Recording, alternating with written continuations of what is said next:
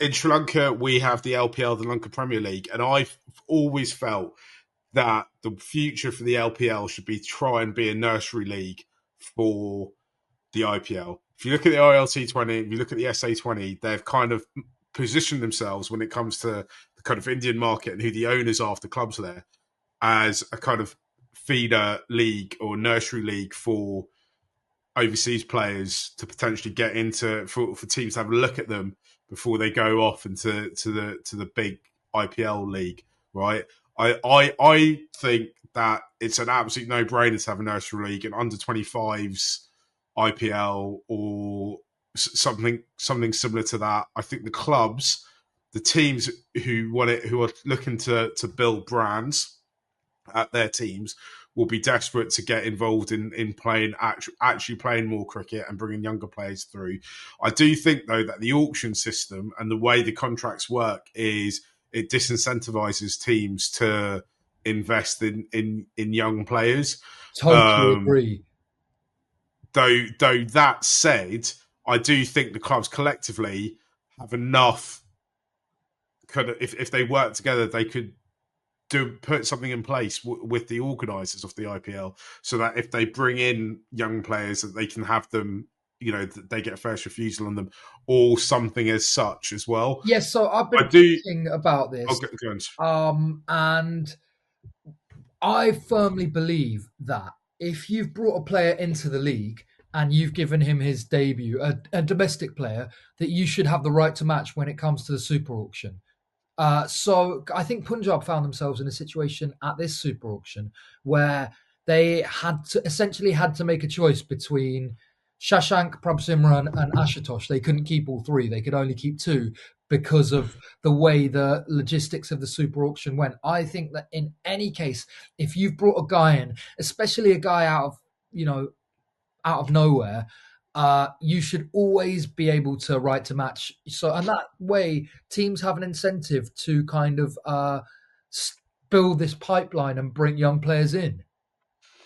I think there's two things as well. There's two reasonings why the auction works the way it does. Firstly, I think it's because the BCCI want to have total and full control over player development and player pathways.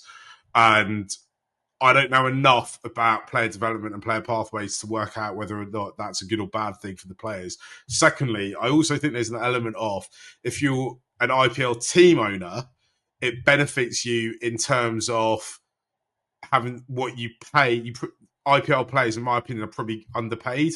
Like this league is making a lot more money than like as in the players are only getting a fraction of the money that the league actually makes. If you compare it to basically any other major professional sport on par with kind of IPL revenues, then they are chronically underpaid. But I think the auction system benefits the owners to kind of pay them less. Do not misunderstand me. I'm not saying that you know they're not they are low paid workers. They obviously aren't.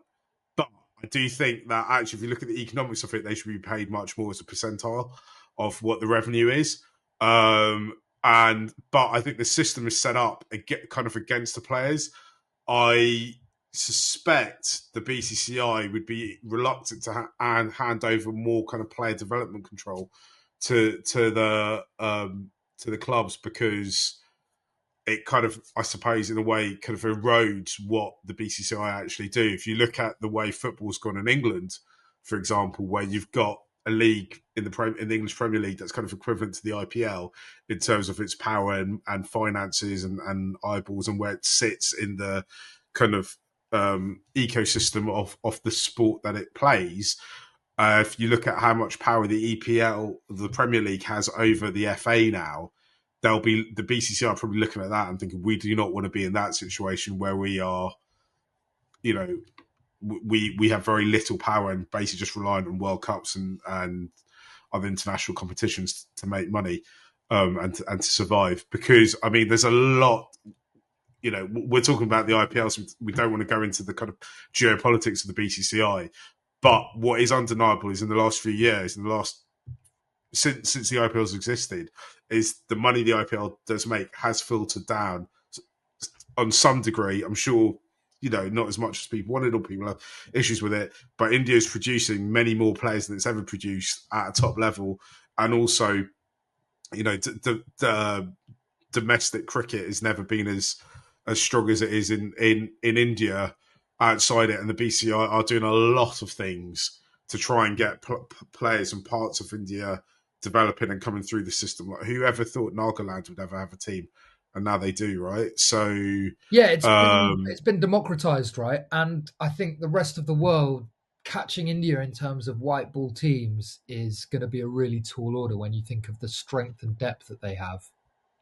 yeah, I do think it would benefit the rest of the world to have nursery leagues and kind of try and get the other IPL sides into more kind of player development stuff.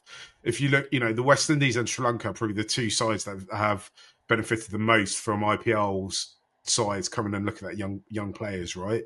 And we talked about Patarana earlier. He's the best example of a young Sri Lankan player who's kind of looked at from his late teen or his kind of mid-teens almost, and now he's been brought through by CSK into he's a fully formed international and an IPL world-class player.